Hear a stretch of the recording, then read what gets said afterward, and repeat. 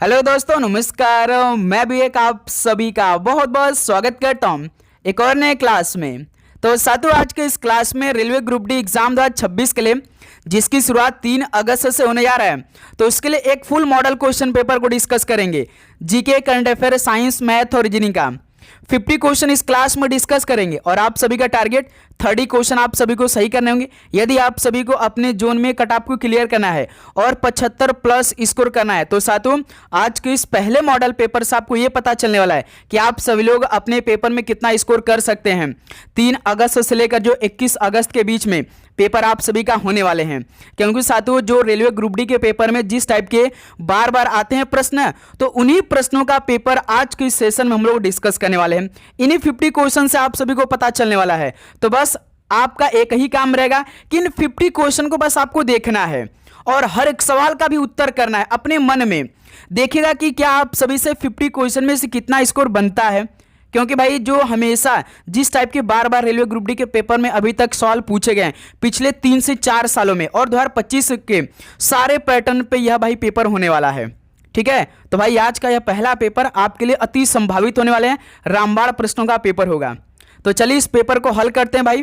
तो railway group D exam के लिए साथियों डेली क्लास अपनी लग रही है, एक सुबह 8 बजे, दोपहर 12 बजे और एक रात 8 बजे, क्योंकि इस बार टारगेट हमारा है कि अपने जोन में कम से कम हम लोग भाई 75 से 76 नंबर लाएं, क्योंकि इतने पर ही हमारा कट ऑफ लगने वाली है।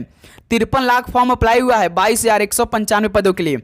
ठीक है, तो साथियों लास्ट में स्कोर आप जरूर करिएगा कि आप सभी का 50 क्वेश्चन में से कितना स्कोर बना। मैथ रीजनिंग के सवालों को हल किए बिना आप नहीं क्लास को छोड़ेंगे, ये ध्यान रखिएगा।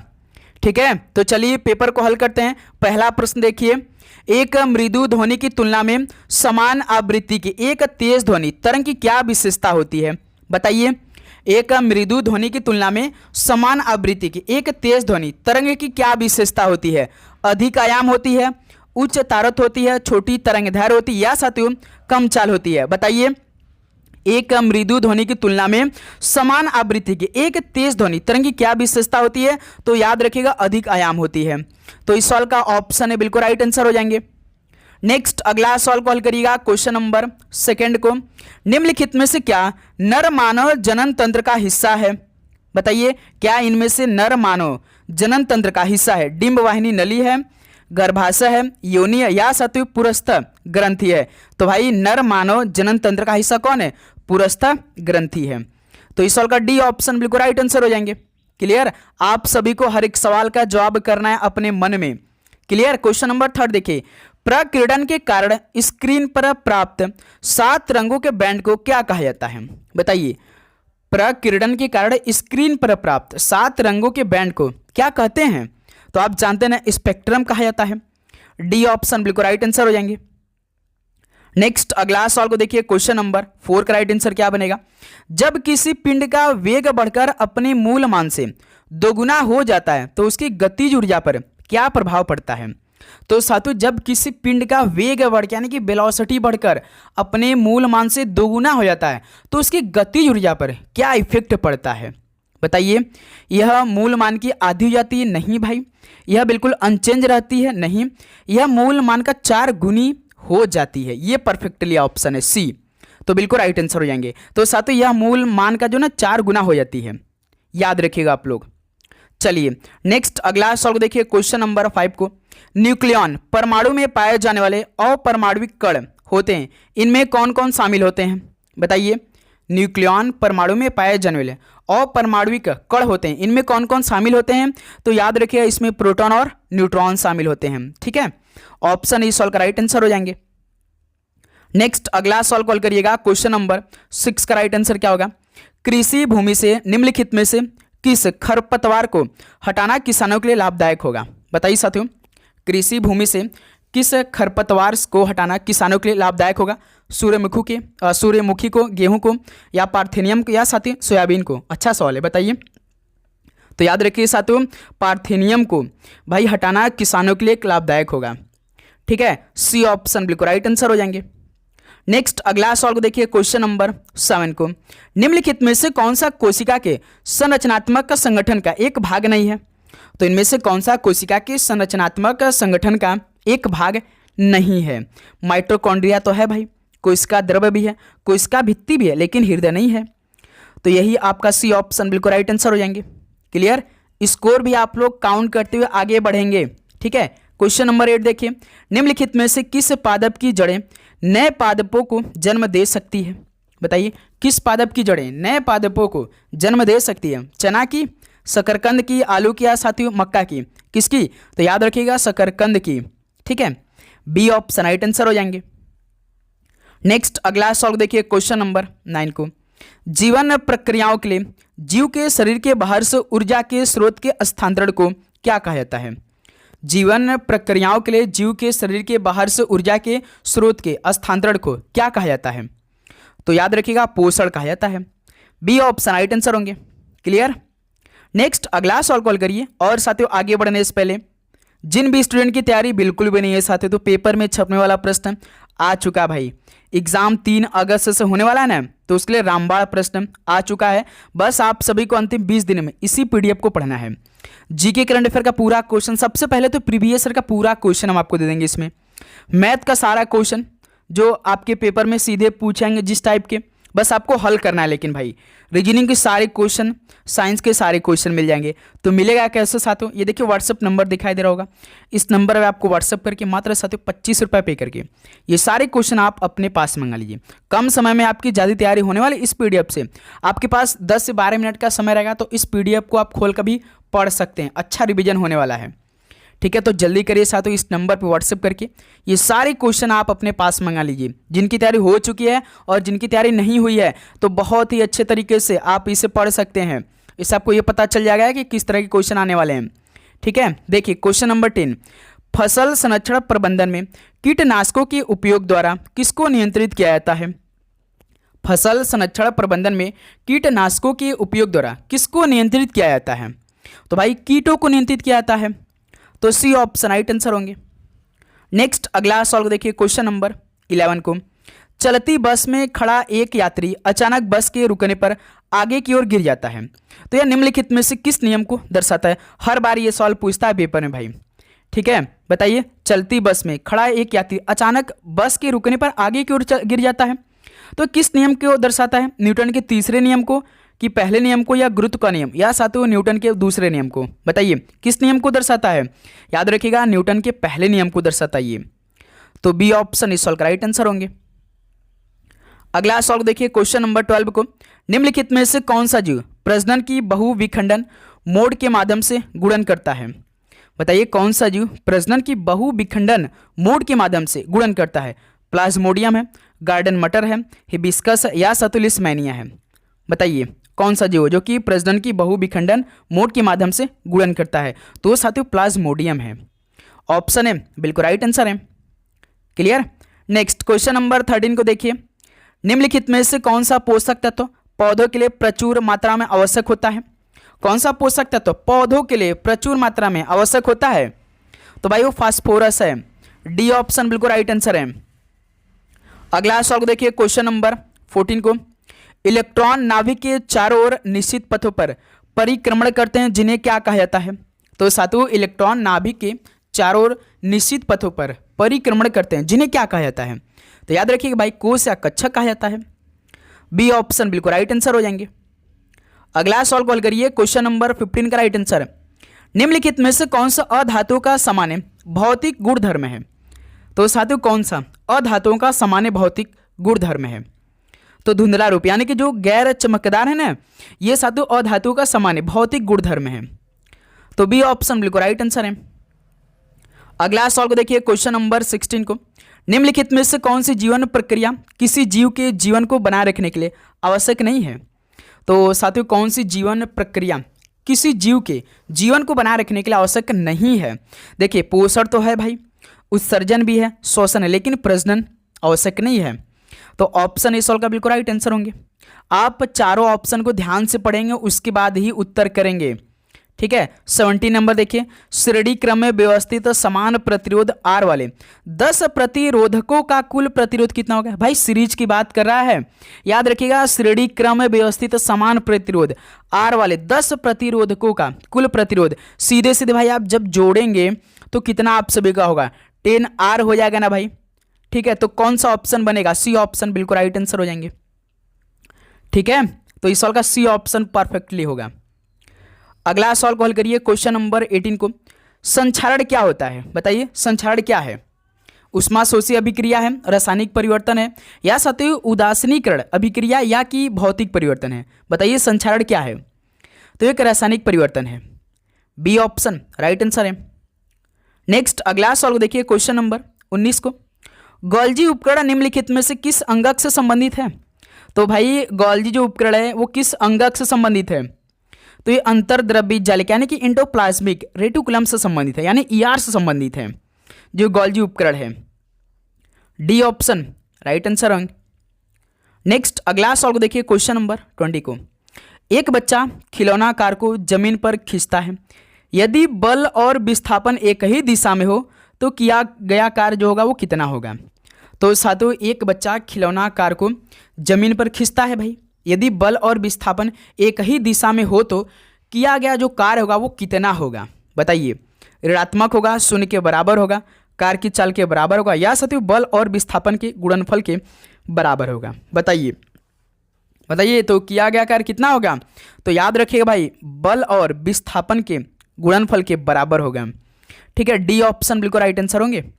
एक भी सवाल आप छोड़िएगा भाई नहीं, सारे सवाल को हल करना है आप सभी को। देखिए ग्लूकोज का रासायनिक सूत्र क्या है? तो साथियों ये सवाल 2025 के पेपर में पूछा था। ग्लूकोज का रासायनिक सूत्र क्या होता है? कितना होता है? C6H12O6 होता है ना, डी ऑप्शन राइट आंसर है। अगला सवाल कॉल करिए, क्वेश्चन नंबर 22 को। तंत्रीय कोशिकाओं में कोशिका काय से जुड़े कई छोटे शाखित भाग या प्रक्रियाएं होती हैं, जिन्हें क्या कहा जाता है? तंत्रीय कोशिकाओं में कोशिका काय से जुड़े कई छोटे शाखित भाग या प्रक्रियाएं होती हैं, जिन्हें क्या कहा जाता है? तो याद रखिए साथियों, डेंड्राइट्स कहते हैं, यानी कि द्रमिका बोलते हैं। ये सीधे सीधे भाई एनसीईआरटी का सवाल है। यदि आप लोग भाई क्लास 9th और 10th का साइंस का एनसीईआरटी पढ़ लिया तो समझिए कि भाई आप रेलवे का कोई भी एग्जाम दे सकते हैं। साइंस के जितने भी सवाल आएंगे आपसे कभी गलती नहीं होगा भाई, ये मेरा आपसे वादा, ये दावा भी है। 100% हम लिख दे सकते हैं साथियों। यदि आप लोग साइंस क्लास 10th 9th का एनसीईआरटी पढ़ लिया तो आपका एक भी सवाल गलती नहीं होगा भाई, ये क्लियर है मेरे दोस्त। तो जितना भी क्वेश्चन हम कराएंगे साथियों एनसीईआरटी प्लस पीवाईक्यू भी साथ में लेकर चलेंगे। ठीक है, देखिए एक त्रिभुजाकार कांच के प्रिज्म में कितने आयताकार पार्श्व पृष्ठ होते हैं? बताइए, एक त्रिभुजाकार कांच के प्रिज्म में कितने आयताकार पार्श्व पृष्ठ होते हैं? तो साथियों याद रखिएगा 3 होते हैं। तो इस सवाल का बी ऑप्शन राइट आंसर है। अगला सवाल को देखिए, क्वेश्चन नंबर 24 को। दिए गए यौगिकों में से किसका उपयोग ईंधन योज के रूप में किया जाता है? तो साथियों दिए गए यौगिकों में से किसका उपयोग ईंधन योज के रूप में किया जाता है? तो याद रखिएगा साथियों एथेनॉल का। ठीक है, डी ऑप्शन बिल्कुल राइट आंसर होंगे। याद रखिएगा एथेनॉल और एथेनॉल में बहुत डिफरेंस होता है मेरे दोस्त। दिए गए यौगिकों में से किसका उपयोग ईंधन योज के रूप में किया जाता है? तो भाई एथेनॉल का उपयोग किया जाता है। ठीक है, नेक्स्ट अगला सवाल कॉल करिए, क्वेश्चन नंबर 25 को। मुंडारी किस राज्य में प्रचलित मुंडा जनजाति की एक अनुष्ठानिक नृत्य शैली है? बताइए, मुंडारी किस राज्य में प्रचलित मुंडा जनजाति की अनुष्ठानिक नृत्य शैली है? तो साथियों याद रखिए झारखंड की है। ठीक है, सी ऑप्शन राइट आंसर होंगे। अगला सवाल कॉल करिए, क्वेश्चन नंबर 26 को। मकर संक्रांति उत्सव के दौरान पोषण उड़ान 2026 किस राज्य सरकार ने शुरू किया? बताइए, मकर संक्रांति कब बताए? 14-15 जनवरी को। तो इस उत्सव के दौरान पोषण उड़ान 2026 किस राज्य सरकार ने शुरू किया है? तो गुजरात राज्य सरकार ने शुरू किया है। ऑप्शन इस सवाल का बिल्कुल राइट आंसर होंगे। क्लियर। नेक्स्ट अगला सवाल कॉल करिए, क्वेश्चन नंबर 27 को। भारत की पहली पूर्णतः संचालित रिंग मेट्रो का उद्घाटन किस शहर में किया गया? तो साथियों भारत की जो पहली पूर्णतः संचालित रिंग मेट्रो है इसका उद्घाटन किस शहर में किया गया? तो दिल्ली शहर में किया गया था। बी ऑप्शन बिल्कुल राइट आंसर हो जाएंगे। और साथियों आप चैनल पे नए हैं तो भाई चैनल को जरूर सब्सक्राइब करने के बाद नोटिफिकेशन को ऑन करेंगे, और क्लास में तो भाई क्लास को लाइक करेंगे, क्योंकि साथियों ये क्लास आपकी पूरे एग्जाम तक चलने वाली है। एक भी दिन के गैप नहीं हो रही, लगातार क्लास आ रही है। तो इसलिए साथियों जब भी क्लास आए तो पहला नोटिफिकेशन आप सभी के पास पहुंचे, तो भाई नोटिफिकेशन आप ऑन करके रखिएगा। ठीक है, देखिए रुक्मणी देवी अरुंडेल किसकी विश्व में अग्रणी थी? मणिपुरी की, कथक की, उड़ीसी की या भरतनाट्यम की? तो सीधे सीधे सवाल पूछता पेपर में, रुक्मणी देवी अरुंडेल किसकी विश्व में अग्रणी थी? तो ये भरतनाट्यम की थी। डी ऑप्शन राइट आंसर हो जाएंगे। अगला सवाल कॉल करिए क्वेश्चन नंबर 29 को।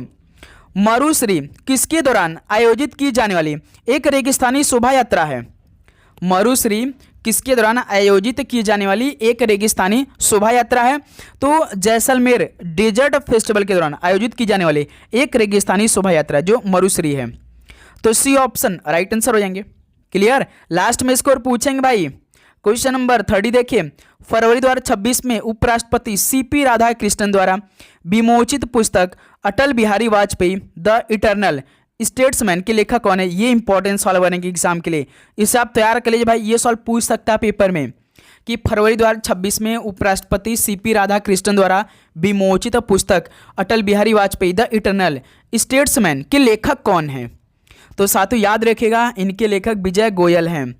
डी ऑप्शन राइट आंसर होंगे। Clear. Next question number 31 call करिए। भारत की पहली इलेक्ट्रिक ट्रेन किस वर्ष शुरू की गई थी? तो साथियों भारत की पहली इलेक्ट्रिक ट्रेन किस वर्ष शुरू की गई थी? तो 1925 में ही शुरू की गई थी। बी ऑप्शन राइट आंसर है। क्लियर। क्वेश्चन नंबर 32 को देखिए, 1996 में नन्ही कली नामक परियोजना का शुभारंभ किसने किया? तो साथियों 1996 नन्ही कली नामक परियोजना का शुभारंभ किसने किया था? तो आनंद महिंद्रा जी ने किया था। बी ऑप्शन बिल्कुल राइट आंसर हो जाएंगे। अगला सवाल कॉल करिए क्वेश्चन नंबर 33 को। संयुक्त राष्ट्र विश्व जल विकास रिपोर्ट 2026 किस संगठन द्वारा जारी की गई है? तो दोस्त मेरे संयुक्त राष्ट्र विश्व जल विकास रिपोर्ट 2026 किस संगठन द्वारा जारी की गई है? तो याद रखिएगा भाई, संयुक्त राष्ट्र शैक्षिक वैज्ञानिक और सांस्कृतिक संगठन द्वारा जारी की गई। सी ऑप्शन बिल्कुल राइट आंसर हो जाएंगे। क्लियर। क्वेश्चन नंबर 34 कॉल करिए। दिल्ली अंतर्राष्ट्रीय फिल्म महोत्सव 2026 में लाइफ टाइम अचीवमेंट अवार्ड से किसे सम्मानित किया गया? बताइए, दिल्ली अंतर्राष्ट्रीय फिल्म महोत्सव 2026 में लाइफ टाइम अचीवमेंट अवार्ड से किसे सम्मानित किया गया? तो भाई याद रखिएगा, नंदामुरी बालकृष्ण को। सी ऑप्शन राइट आंसर है। क्वेश्चन नंबर 35 कॉल करिए। अंतर्राष्ट्रीय श्रम संगठन की स्थापना की गई थी कब? अंतर्राष्ट्रीय श्रम संगठन की स्थापना की गई थी, तो याद रखिएगा भाई 28 जून 1919 को। डी ऑप्शन बिल्कुल राइट आंसर होंगे। नेक्स्ट अगला सवाल कॉल करिए क्वेश्चन नंबर 36 को। 1953 में ग्रामीण विकास को अधिक व्यवहार रूप से विस्तारित करने के लिए कौन सा कार्यक्रम शुरू किया गया था? तो साथियों 1953 में ग्रामीण विकास को अधिक व्यवहार रूप से विस्तारित करने के लिए कौन सा कार्यक्रम शुरू किया गया था? तो भाई याद रखिएगा, राष्ट्रीय विस्तार सेवा कार्यक्रम शुरू किया गया। ऑप्शन इस सवाल का राइट आंसर होंगे। Clear. Next question number 37 call करिए।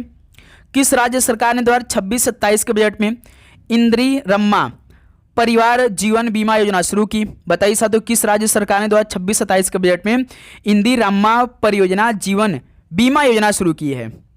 तो साथियों तेलंगाना राज्य सरकार ने। डी ऑप्शन राइट आंसर होंगे। ठीक है भाई, आप क्लास को जरूर लाइक करेंगे, क्योंकि आपके एक लाइक और एक सब्सक्राइब हमें मोटिवेट करता है कि साथियों आपके लिए हम इतना मेहनत कर पाते। तो भाई आप चैनल को सब्सक्राइब करने के बाद नोटिफिकेशन को भी ऑन कर लेंगे। देखिए, नौसेना विज्ञान एवं प्रौद्योगिकी प्रयोगशाला किस संगठन के अंतर्गत कार्य करती है? नौसेना विज्ञान एवं प्रौद्योगिकी प्रयोगशाला जो है वो किस संगठन के अंतर्गत काम करती है? तो DRDO के अंदर, यानी कि साथियों रक्षा अनुसंधान एवं विकास संगठन के अंतर्गत। बी ऑप्शन बिल्कुल राइट आंसर हो जाएंगे। अगला सवाल कॉल करिएगा क्वेश्चन नंबर 39 का राइट आंसर। किस यूनानी राजदूत ने चंद्रगुप्त मौर्य के दरबार का दौरा किया था? किस यूनानी राजदूत ने चंद्रगुप्त मौर्य के दरबार का दौरा किया था? तो मेगास्थनीज थे। बी ऑप्शन बिल्कुल राइट आंसर है। अगला सवाल कॉल करिए क्वेश्चन नंबर 40 को। मई 2026 में किस राज्य सरकार ने 100 दिवसीय आयुष्मान छात्र कवरेज मिशन की शुरुआत की? तो साथियों मई 2026 की बात करें, किस राज्य सरकार ने 100 दिवसीय आयुष्मान छात्र कवरेज मिशन की शुरुआत की है? तो साथियों नागालैंड राज्य सरकार है। डी ऑप्शन राइट आंसर होंगे। क्लियर मेरे दोस्त। नेक्स्ट अगला सवाल को देखिए क्वेश्चन नंबर 41। अब देखिए साथियों रीजनिंग और मैथ के सवालों को हल करेंगे। रीजनिंग में साथियों टारगेट आप इस बार यही लेकर चलेंगे, जो पेपर में 30 का 30 सवाल आएगा ना, पूरे सही करना है भाई। एक भी सवाल गलती नहीं होना चाहिए, एक भी नंबर नहीं कटना चाहिए रीजनिंग के पोर्शन में। ठीक है मेरे दोस्त, तो इसको हल करिए, सोचिए, समझिए, परखिए, उसके बाद उत्तर करिए। जैसे 41 क्वेश्चन देखिए, यदि प्लस का अर्थ माइनस है, माइनस का अर्थ गुणा है, गुणा का अर्थ भाग है और भाग का अर्थ प्लस है, तो निम्नलिखित समीकरण में प्रश्न चिन्ह के स्थान पर क्या आएगा? तो सातों ये समीकरण आपका दे रखा है, तो इस समीकरण में देखिए माइनस भाग प्लस गुणा दिया है, तो हर एक मैथ के साइन में भाई अर्थ दिया है प्रश्न में, पहले आपको समीकरण बनाना पड़ेगा। क्लियर? तो देखिए 113 माइनस है, माइनस का अर्थ क्या है साथ ही गुणा है, तो माइनस की जगह आपको गुणा रख देना है। ठीक है, 9 9 के बाद देखिए भाग है, भाग का अर्थ क्या दिया है सवाल में, और भाग का अर्थ प्लस है, तो साथ ही भाग की जगह प्लस करेंगे। 17 17 के बाद देखिए प्लस है, प्लस का अर्थ क्या दिया है सवाल में, प्लस का अर्थ देखिए माइनस शुरुआत लाइन में, तो प्लस की जगह माइनस। 519 519 के बाद देखिए गुणा है, गुणा का अर्थ क्या है भाग है, तो गुणा की जगह भाग रखिए। ठीक, ये समीकरण बन के तैयार हो चुका। अब इसमें हम लोग बॉडमस के नियम अप्लाई करेंगे। हल करिए, काफ़ी लंबा चौड़ा नंबर आएगा भाई। जस्ट देखिए 113 गुणे 9 कितना होगा, 9 3 27 का 7 2 9 कम 9 2 11 का 1 9 के नम 1 10 यानी कि 1 है 17 प्लस 7 17 यहाँ से माइनस। अब 3 का भाग आप सभी को कितने में देना है, 519 में कितना आएगा सातों, 17 3 51 3 3 9 यानी 173 बार में। ठीक है, 3 3 9 321 1 3 कम 3 2 5। ठीक है, अब देखिए 1,17 प्लस 17 जोड़ेंगे कितना आएगा सातों, 1,034 आएगा माइनस 173। अब घटाइए 1,034 में से 177 को भाई कितना आएगा, 4 में से 3 घटाएंगे 1। ठीक है, और यहाँ पे 3 है, यहाँ पे 7 है भाई, यानी कि हमें इससे एक उधार लेना पड़ेगा। 13 13 में से 7 घटाएंगे 6 6 यहाँ 7 9 9 में से घटाएंगे 8 यानी कि 861 आएगा भाई।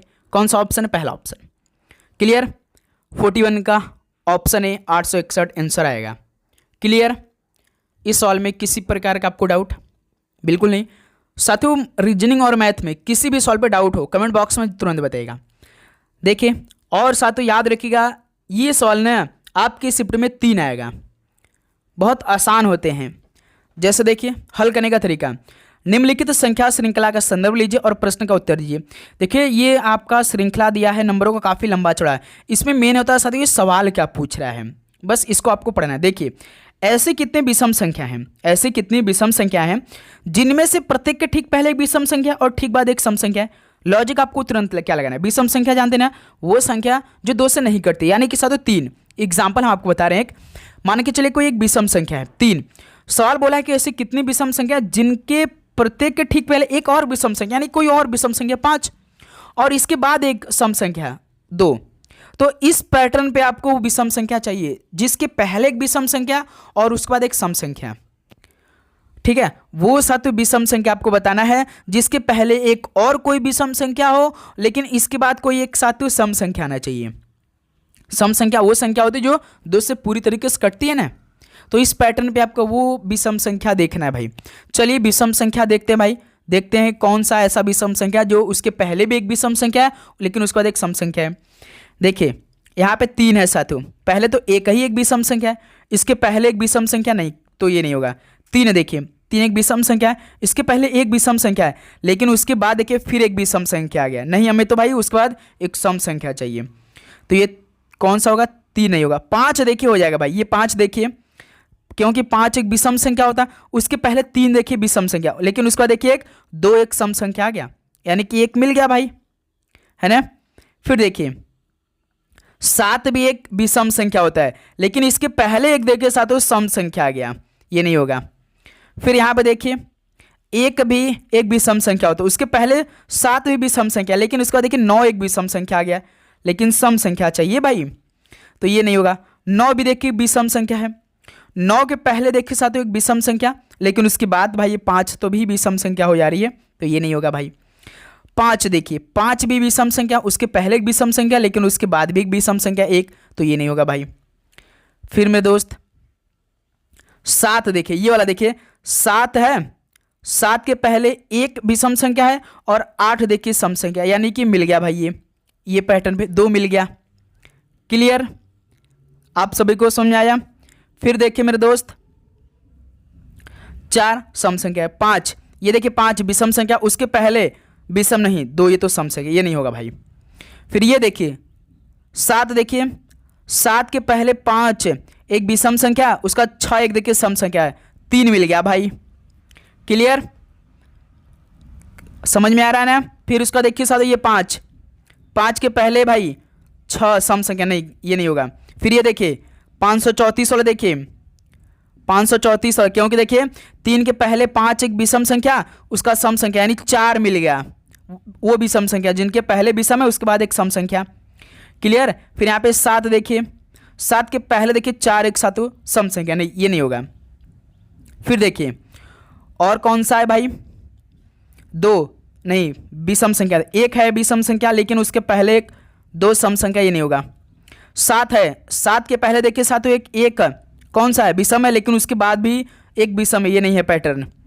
फिर साथों अब कोई नहीं, 4 मिले हैं भाई, 4 ऐसे हमें मेरे दोस्त विषम संख्या मिली हैं। बताइए साथों क्या और कोई है क्या? एक और है भाई ये वाला 774, ध्यान से देखिए ना, क्योंकि बीच में देखिए ये 7 है, 7 है, उसके पहले तो भी तो विषम संख्या 7 है और बाद में देखिए 4 एक सम संख्या, यानी कि 5 मिल गया भाई, 5 मिल गया। 5 ऐसे विषम संख्या है जिनके पहले एक विषम संख्या उसके बाद एक सम संख्या है। 5 पूरा 5 ऑप्शन है, अब कोई नहीं है भाई। क्लियर। और कोई छूटा तो नहीं, आप सभी को समझ में आया? ठीक है, अगले सवाल को हल करिए। क्वेश्चन नंबर 43 का राइट आंसर, दी गई श्रृंखला में प्रश्न चिन्ह के स्थान पर क्या आएगा? 621, 623, 627, 633, 641 क्वेश्चन मार्क। बताइए साथियों, 621, 623, 627, 633 और 641। 21 से 23 प्लस 2, 23 से 27 प्लस 4, 27 से 33 प्लस 33 से 41 प्लस 8। देखिए 2 4 6 8, यानी कि सातों 641 में इस बार हम कितना जोड़ेंगे? प्लस 10 जोड़ देंगे भाई। पैटर्न को देखिए 2 4 6 8 10 तो होगा ना, तो कितना होगा? 641 प्लस 10 कितना होगा? 651 होगा, यानी कि सातों सी ऑप्शन बिल्कुल राइट आंसर होंगे। क्लियर मेरे दोस्त, सी ऑप्शन राइट आंसर है। 3 सवाल पूछा जाएगा। अगला सवाल कॉल करिए, क्वेश्चन नंबर 44 को, निम्नलिखित में से कौन सा अक्षर संख्या समूह दी गई श्रृंखला को तार्किक रूप से पूर्ण बनाने के लिए प्रश्न चिन्ह के स्थान पर आएगा? QIS 38, SLQ 42, UOO 46 question mark. दोस्त मेरे, जब भी अक्षर और नंबर का श्रृंखला दे, सबसे पहले आपको नंबर हल करना है, उसके बाद ऑप्शन देख लेना है। पहले नंबर को हल करिए, तुरंत ऑप्शन पे जाइए, आंसर मिल जाएगा। क्लियर। देखिए पहले सातों नंबर कॉल करिए, 38, इसमें 42, इसमें 46, 38 से 42 यानी कि प्लस 4, 42 से 46 प्लस 4, तो दोस्त मेरे 46 में प्लस 4 करेंगे तो 50 आएगा, यानी कि हमारा नंबर हल करने में 50 है। देखिए कौन सा ऑप्शन 50 है? एक तो देखिए पहले वाले ऑप्शन 50 है और ऑप्शन सी वाले में। एक बात का नोटिस आप कर रहे हैं सवाल में, देखिए जो हमारा भाई नंबर हल करने में तो 50 आ गया, लेकिन 2 ही ऑप्शन 50 दे, एक पहला ऑप्शन एक तीसरा ऑप्शन। और साथ ही पहले ऑप्शन और तीसरा वाले ऑप्शन देखिए जो अक्षर है शुरुआत किया है, देखिए इसमें पहले वाले W शुरुआत किया, इसमें यक्स। तो दोस्त मेरे इसमें केवल आप पहले अक्षर का रिलेशन निकाल देते तो आपके आंसर आ जाएगा कि नहीं, क्योंकि नंबर तो हमारा 50 आ गया। यदि हम केवल सिंपल सा पहले अक्षर का कोड निकाले तो हमें मालूम हो जाएगा, क्योंकि भाई दोनों अलग दिया है, एक W है, एक आपका यक्स है। क्यों मेरे दोस्त? तो देखिए अक्षर कॉल करिए, पहला वाला केवल उठाइएगा, इसमें क्यों है पहले वाले में, दूसरे वाले में यस है और तीसरे वाले में यू। इनका कोड करिए, देखिए क्यों 17, यस 19, यू 21। देखिए 17 से 19 तो प्लस 2 हुआ है, 19 से 21 प्लस 2 हुआ है, तो सिंपल से भाई 21 में 2 जोड़ेंगे 23। 23 पे कौन आता है? W। तो कौन सा शुरुआत है W से? पहला ऑप्शन। तो WRM 50 आपका आंसर हो जाएगा भाई। इस तरह से जानते क्या होता है? टाइम बचत होता है पेपर में। एक सवाल को हल करने के लिए आपको 1 मिनट का भी नहीं दिया है, जिसमें से भाई लगभग 55 सवाल मैथ रीजनिंग का रहेगा। एग्जैक्टली 55 सवाल 55 नंबर के आने वाले, तो यहीं से टाइम मैनेजमेंट बनाइए। क्लियर। अगला सवाल कॉल करिए, क्वेश्चन नंबर 45 का राइट आंसर देखिए। अब इस सवाल को ले लीजिए आप लोग, एक निश्चित कोड भाषा में वेल को 65 98 के रूप में और ओवल को 86 19 के रूप में कोडबद्ध किया जाता है। तो दी गई कोड भाषा में ओ का कोड क्या होगा? तो इस सवाल को कैसे हल करेंगे? जैसे देखिए VAIL, इसमें 4 अक्षर है तो इसके लिए अलग 4 कोड क्या है? 65 98, ठीक है। और ओवल देखिए OVAL, 4 अक्षर हैं, 86 19 क्या है? तो पूछा किसका? ओ का। जब साथियों सिंगल पूछे तो कॉमन चेक करते हैं, लेकिन इसमें कॉमन नहीं मिलेगा, क्योंकि देखिए वेल में ओ है ही नहीं, इसमें ओ तो साथ केवल ओवल में है, यानी कि हमारा आंसर देखिए इसमें मिलेगा, जिसमें देखिए जो जौन अक्षर पूछा रहेगा जिसमें रहेगा उसी में आंसर आएगा। तो ओ वाला देखिए, ओ वाले में हमारा आंसर इसी मिलेगा, इसमें हमारा नंबर नहीं मिलेगा भाई। आप देखिए जब इसमें हमारा नहीं मिलेगा तो भाई हम ऑप्शन से कटवा सकते हैं। देखिए जैसे देखिए वेल में 6 है, ऑप्शन में 6 तक काट दीजिए। फिर देखिए साथियों 9 वेल में है, ऑप्शन में 9 काट दीजिए। एल देखिए यहाँ पे साथियों एल के सामने 8 है, ऑप्शन में भी 8 काट दीजिए। बच रहा कौन सा, देखिए बी ऑप्शन बच रहा 1, तो ओ का कोड क्या हो जाएगा, एक ही हो जाएगा, आपका आंसर हो जाएगा। सिंपल सा भाई, बी ऑप्शन राइट आंसर होंगे। क्योंकि साथियों हम ओ का कोड निकालने जा रहे हैं, जिसमें ओ रहेगा उसी में आंसर आएगा, जिसमें नहीं रहेगा उसमें हमारा आंसर नहीं आएगा, उसे हम ऑप्शन से एलिमिनेट करवा देंगे। ये पहला मेथड है। दूसरा मेथड साथियों, ये पहला मेथड हो गया। अब दूसरा मेथड भी आप इसी पर अप्लाई कर सकते हैं। कैसे, जब भी सिंगल पूछे तो पहले कॉमन चेक करें, कॉमन नहीं मिलेगा तो एलिमिनेशन मेथड लगाइए। एलिमिनेशन मेथड ना इनके दोनों कोड में लगेगा। जैसे देखिए 6 देखिए सतह वेल में है और ओवल में 6 है, तो इसको हटा दीजिए भाई। फिर देखिए 9 इसमें है वेल में और ओवल में 9 है, तो हट जाएगा भाई। फिर देखिए 8 इसमें है वेल में और ओवल में 8, तो हट जाएगा। देखिए साथियों वेल में 5 बच रहा है, ओवल में 1 बच रहा है, तो हमने आपको क्या बताया, जो अक्षर पूछा रहेगा जिसमें रहेगा उसी में आंसर आएगा। तो ओवल में देखिए ओ है तो 1 इसमें बच रहा है, तो यही आंसर होगा भाई। तो इस तरह से भी आप हल कर सकते हैं। ये थोड़ा सा टाइम आपका लेगा भाई, ठीक है। चाहे पहले वाले मेथड से हल करिए चाहे दूसरे वाले मेथड से, आंसर सेम आएगा। आप देखिए जैसे ये सवाल है 46 नंबर, A B C R S T और यू एक गोल मेज के परितः केंद्र की ओर अभिमुख होकर बैठे। जैसे एक गोला मेज है, क्लियर, कितने लोग हैं भाई, 1 2 3 4 5 6 7 लोग। 7 लोग को हमें बैठाना इस गोल मेज में, 3 4 5 6 7 लोग बैठ गए भाई। अब इस सवाल को हम एक एक लाइन को पढ़ेंगे, एक एक लाइन को कंप्लीट करेंगे। जैसे पहला लाइन को देखिए साथियों, जो सवाल पूछेगा वही करना है। दायां बायां खेल जाते हैं ना, जैसे कि एग्जांपल है, कोई मान के चले आर यहाँ बैठा है तो इसका राइट साइड इधर होगा, यानी कि दाहिना साइड साथियों इधर होगा और बायां साइड इधर होगा, ठीक है। क्योंकि ये गोल मेज के परितः केंद्र की ओर देख रहे हैं, ठीक है, यानी कि राइट साइड इधर होगा और साथियों लेफ्ट साइड यानी बाएं साइड इधर होगा। बस यही देखना आप सभी को, ठीक है। तो पहला लाइन को हम लोग ध्यान से एकदम भाई पढ़ते हैं। क्या दिया है, जस्ट देखिए आर जो है यू के ठीक बाईं ओर बैठा है, तो पहला लाइन बोला है कि यू के ठीक बाईं ओर, यानी कि यू के जस्ट लेफ्ट में आर बैठ गया है। यानी कि साथियों मान के चलिए कि यू के ठीक बाईं ओर आर बैठा है, तो ऐसा काम करते हैं कि साथियों यू को हम लोग यहाँ बैठा लेते हैं ना, यू के जस्ट लेफ्ट में आर है तो आर यहाँ पे हो जाएगा। पहला लाइन क्लियर। अब देखिए दूसरा लाइन को पढ़िए, बी जो है वो सी के ठीक बाईं ओर बैठा है, तो साथियों बी जो है ना वो सी के ठीक बाईं ओर बैठा है, तो ऐसा काम करिए सी को यहाँ बैठा लीजिए, अपने मन से कहीं बैठा लीजिए। सी के बाईं ओर कौन बैठा है, बी, तो बी को यहाँ बैठा लीजिए भाई। दूसरा लाइन भी कंप्लीट होगा। तीसरा लाइन पढ़िए, सी जो है टी के बाईं ओर दूसरे स्थान बैठा है। दोस्त मेरे सी तो ऑलरेडी यहाँ बैठ चुका है, तो हमें टी के बाईं ओर दूसरे स्थान पे सी को बैठाना है। तो ऐसा काम करते हैं कि देखिए जब साथियों टी को यहाँ बैठाएंगे तो टी का बाईं इधर ही होगा ना, तो देखिए दूसरे स्थान पे बैठ जाएगा सी यहाँ पर। टी का पहला बाईं ओर ये हो जाएगा, दूसरा भी हो जाएगा, तो दूसरा बोला है। क्लियर, ठीक है। राइट साइड इधर होगा भाई मेरे दोस्त, ध्यान रखिएगा आप सभी लोग। इतना सवाल कंप्लीट। अब देखिए अगला इनको पढ़िए, ये जो है ना वो यू के बाईं ओर तीसरे स्थान बैठा है, तो साथियों ये जो है यू के बाईं ओर तीसरे स्थान बैठा है, तो यू तो ऑलरेडी यहाँ बैठ चुका है, पहले लाइन में यू बैठ चुका है, तो इसके ना बाईं ओर से तीसरे स्थान पे ए बैठा है। तो देखिए यू के बाईं ओर पे तो पहले पे आर बैठा है, दूसरे के पे टी बैठा है, तो तीसरे पे ए यहाँ पे आ जाएगा भाई, हो गया। अभी एक अक्षर भी बचा है साथियों, यस, यस अभी कहीं नहीं बैठा, तो यस को यहाँ बैठा लीजिए, एक पंक्ति खाली था। क्लियर हो गया पूरा लाइन। अब अंतिम लाइन देखिए सवाल क्या पूछा है, यस के दाईं ओर तीसरे स्थान में कौन बैठा, तो बता दीजिए साथियों यस के राइट साइड में तीसरे स्थान पे, यस के राइट साइड में पहले स्थान पे बी बैठा है, दूसरे के स्थान पे सी बैठा है, तीसरे के पे ए बैठा है, तो ए बैठा है भाई यस के दाईं ओर से तीसरे स्थान पे। ऑप्शन है बिल्कुल राइट आंसर हो जाएंगे, ऑप्शन ए होगा और यस के दाईं ओर से तीसरे स्थान पे ए ही बैठा है। क्लियर, बताइए साथियों इस सवाल में आप सभी को किसी प्रकार का डाउट? बिल्कुल नहीं। चलिए दोस्त अगला सॉल्व कॉल करिए। क्वेश्चन नंबर 47 का राइट आंसर, यदि संख्या 24 31 78 56 9 में प्रत्येक अंक को बाएं से दाएं और वही क्रम में व्यवस्थित किया जाता है, तो इस प्रकार बनी नई संख्या में उन अंकों का योग क्या होगा जो दाएं से दूसरे और बाएं से तीसरे स्थान पे। बताइए साथियों, और वही पहले क्रम में आपको व्यवस्थित करना होता है। क्या होता है साथियों, और वही क्रम, असेंडिंग डिसेंडिंग ऑर्डर आप जानते हैं ना, तो क्या होगा, अवरोही क्रम मतलब होता है साथियों घटते क्रम में, सिंपल सा डिसेंडिंग ऑर्डर, यानी कि बड़ा सा छोटा ग्रुप में। तो पहले हम लोग मूल संख्या को लिख लेते हैं जो प्रश्न में दिया है, 24, 31, 78, 569। ठीक है, तो प्रत्येक अंक को पहले साथ हम लोग अवरोही क्रम में व्यवस्थित कर लेते हैं।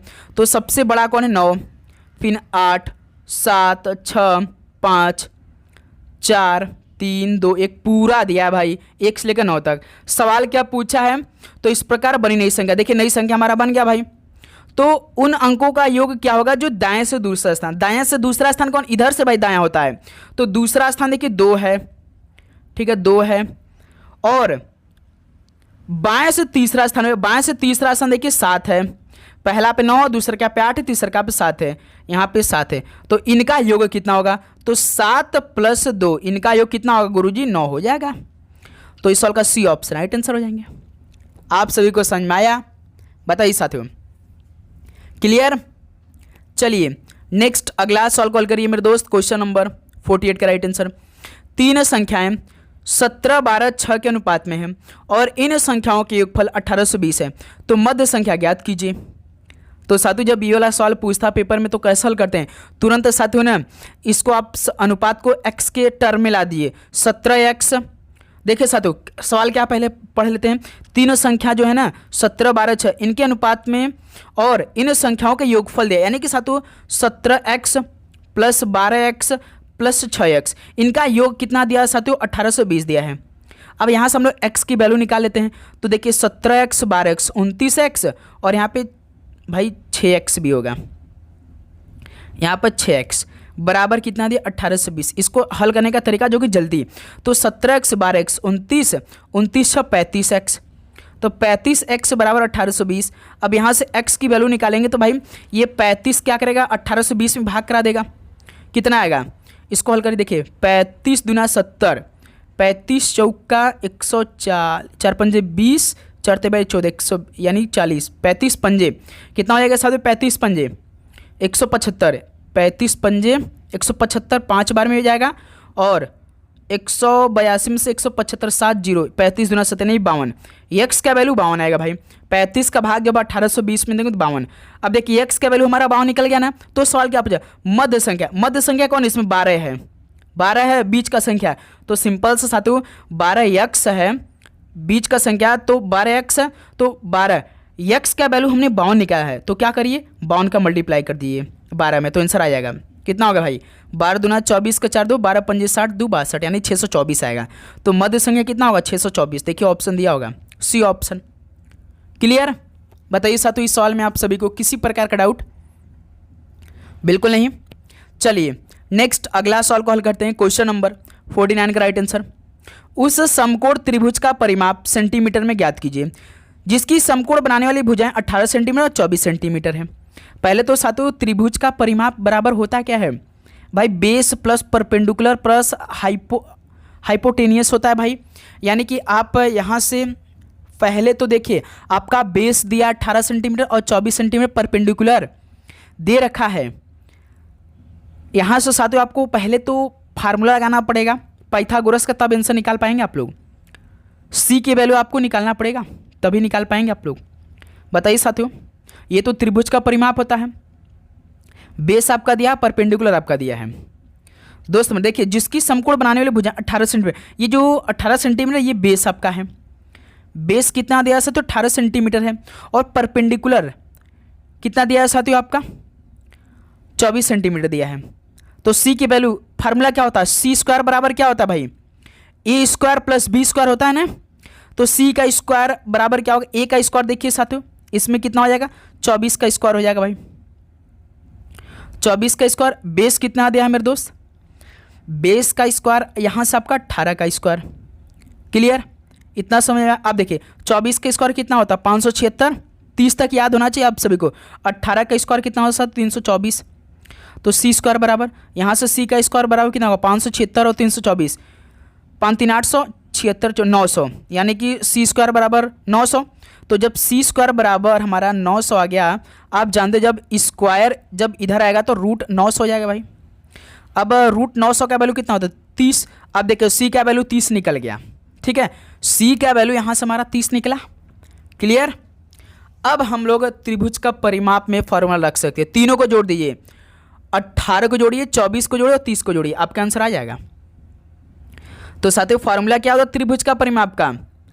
तो base plus perpendicular plus hypotenuse, कितना आ जाएगा साथियों? 24 प्लस 18, अभी हमने 30 निकाला था, तो इसको जोड़िए, 24 18 कितना हो जाएगा? यहाँ से दोस्त मेरे 24 18 42, 42 30 62 नहीं 72 सेंटीमीटर। क्लियर। यानी कि साथियों उस समकोण त्रिभुज का परिमाप कितना होगा जिसकी समकोण बनाने वाली भुजा 18 और 24 सेंटीमीटर दिया, तो 72 सेंटीमीटर होगा। सी ऑप्शन राइट आंसर है। क्लियर, सभी को समझ में आया? चलिए दोस्त नेक्स्ट अगला सॉल्व करिए क्वेश्चन नंबर 50 को। दो क्रमागत विषम संख्याओं का गुणनफल 16,383, संख्या छोटी संख्या कौन सी होगी? संख्या छोटी कौन सी होगी? तो साथियों ये सवाल आपके लिए होमवर्क है, बहुत आसान सवाल है। इस सवाल का राइट आंसर आप कमेंट बॉक्स में बताइए, थोड़ा सा दिमाग लगाइए। तो साथियों ये फाइनली 50 क्वेश्चन कंप्लीट हो गया। तो अब बताइए साथियों आप सभी का 50 क्वेश्चन में से कितना स्कोर बना? सभी स्टूडेंट ईमानदारी के साथ बताएंगे। तो साथियों किसी भी सवाल पे आपको डाउट है तो कमेंट बॉक्स में जरूर बताइएगा। लगातार साथियों इस तरह क्लास आपकी होने वाली, एक भी दिन की गैप नहीं होने वाली है। बहुत ही शानदार तरीके से आप सभी की क्लास होगी, ठीक है। और साथियों आप चैनल पे नए हैं तो भाई सब्सक्राइब करने के बाद नोटिफिकेशन को ऑन करिए। क्लास यदि आपको अच्छा लगा हो तो भाई जरूर लाइक करिएगा और क्लास को शेयर भी करिएगा। जिन भी ग्रुप में आप ऐड हैं भाई दबा कर शेयर करिए सभी स्टूडेंट, क्योंकि जंग की तैयारी हो चुकी है। इस बार हम लोग एक सीट के लिए निकले हैं। ओके तो आप सभी को एग्जाम के लिए all the very best, God bless you. Mock test लगाई भाई, टाइम मैनेजमेंट आप सभी का बनने वाला है, ठीक है। तो आप सभी गॉड ब्लेस यू। तो मिलते हैं साथियों एक और नए क्लास के साथ। जय हिंद, वंदे मातरम।